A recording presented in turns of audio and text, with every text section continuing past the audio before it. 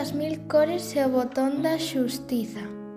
Había unha vez, hai moito tempo, un mundo que era moi parecido ao noso, pero cunha regra moi extraña. Había cousas que só os nenos podían facer e cousas que só as nenas podían facer. Aos nenos facíanlles que debían ser fortes e que non podían chorar. As nenas dicíanlle que debían estar sempre quietas e non podían ser inventoras, nin capitás de barco, nin xogar a certos xogos. Era como se o mundo estivese dividido por unha liña invisible.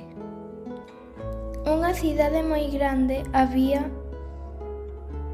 un lugar chamado o Taller dos Fíos.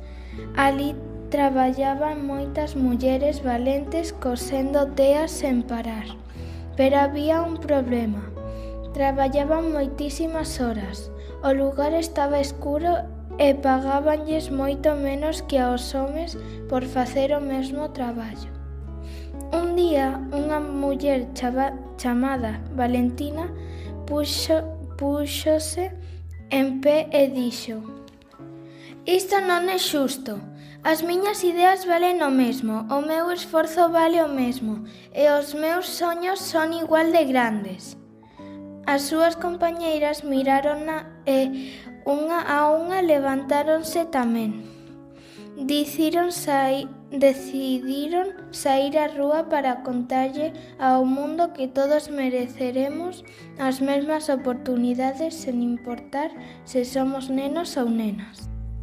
Ese día era un 8 de marzo. Esas mulleres foron as primeiras faíscas dun gran lume.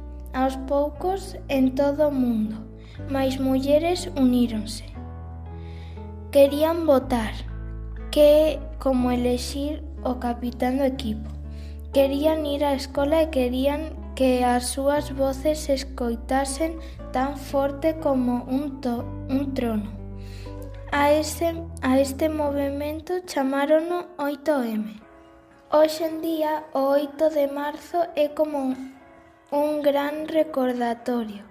É o día en que celebramos a igualdade, que todos poidamos xogar ao que queiramos, estudar o que nos guste e ser o que soñemos.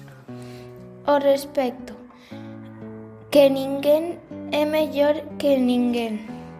Somos como pezas dun cebas diferentes, pero todas igual de importantes. A unión, que cando nos damos a man, o mundo vólvese máis xusto e brillante. Así que cada vez que vexas algo de cor morada este día, lembra que a cor de valentia é o día de dicir grazas ás mulleres que loitaron antes e de prometer que nós seguiremos facendo do mundo un lugar onde todos teñan as mesmas cores para pintar a súa vida.